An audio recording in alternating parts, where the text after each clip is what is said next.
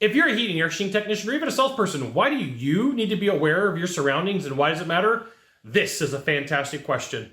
I'm Scott Silvenbell, coming to you live for HVAC Technicians Sales Secrets. Only perfect day to talk about sales and business. Fantastic day to talk about you. I'm coming to you live from Sacramento. All right, so here's what's going to happen. You are going to end up in an appointment. You're going to end up in a meeting, and you're going to be talking to your client or your potential client, and you don't really know who the people are around you.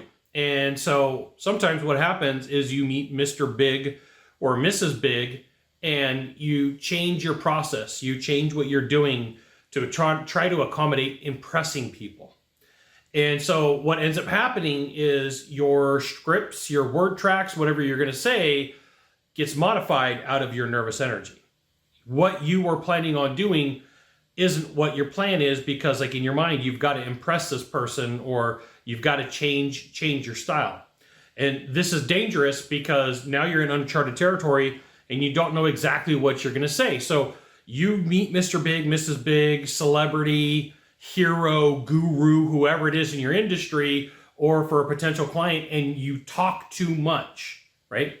You just talk to talk because like, oh my goodness, now I got attention. Well, you got to be aware of your surroundings and realize that like this is going to not end well for you because you're not really paying attention. I'll tell you a story. I jumped on a Zoom call recently, and there were some pretty heavy hitters in the room, in the Zoom room. And dude, cool, jumps in and goes down this path, and we only had 20 minutes. And this guy, talkie, probably chewed up through half of it just because he felt like he needed some attention. Wasn't paying attention to who was in the room. And so behind the scenes, I got some behind the scenes information. There was a couple of heavy hitters that are like, this guy's not paying attention, I would never hire him. This guy's not paying attention, I don't ever want to do business with him.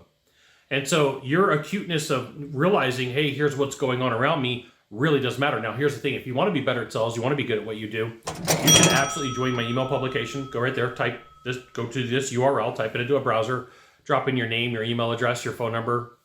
It's an email publication. You get emails from me. You will love them, right? You'll love them. So be aware. Now, on the other hand, you want to pay attention to those who are around you talking. You want to see what they're saying. And sometimes what's not being said is way more important than what is being said. And when you're aware of the surroundings and you're listening to these conversations, sometimes what's not being said is because either A, people are protecting themselves, B, they're protecting somebody else, or C, something nefarious may be going on. Okay? I'm not saying it's all bad, but you do need to pay attention to your surroundings and say who's talking and who's not talking. In a big room, you're paying attention to who's talking to who and who's not talking to who. And sometimes this comes down to office politics. Sometimes it does and doesn't. But what you need to focus on is you. What you need to focus on is, what am I saying to the people around me? Am I off script? Am I on script?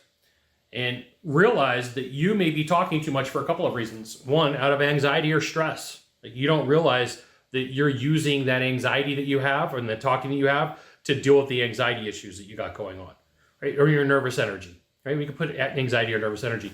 You're just unaware. You're on autopilot. You are absolutely on autopilot.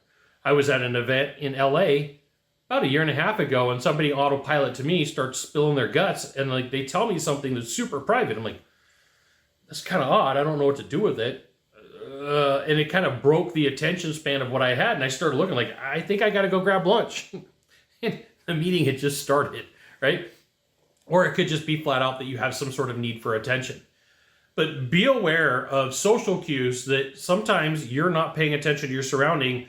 Start looking for people shifting where they lose eye contact with you, right? They're like no longer paying attention because they're like, I really don't want to look at you. I don't really want to talk to you. So they start looking around the room. Start looking for body shifting. There's a body language of shifting. People's shoulders will tilt. They'll start tilting. And then one of the biggest key indicators for body language is where people's feet are pointed. That's where their attention is. So if the feet are both pointing at you and that's where it starts, good for you.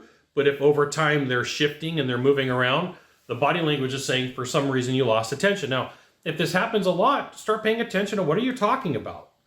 Are you on script? Are you on script? Are you just talking to talk? Because if you are, chances are pretty good people are like, "Oh, I don't want to talk to you." Just maybe record yourself where legal. I'm not an attorney, but where legal, see where you can record yourself that where you're just talking and just giving nonsense gibberish. Pay attention to your surroundings. You got one of three things to do from here, just one of three. Find the subscribe button, click on it, and every time I send out a video, you'll get an update. 2, hit follow. 3, come on, you know what you got to do. Share this video with a friend. We'll see you soon. Thanks for watching.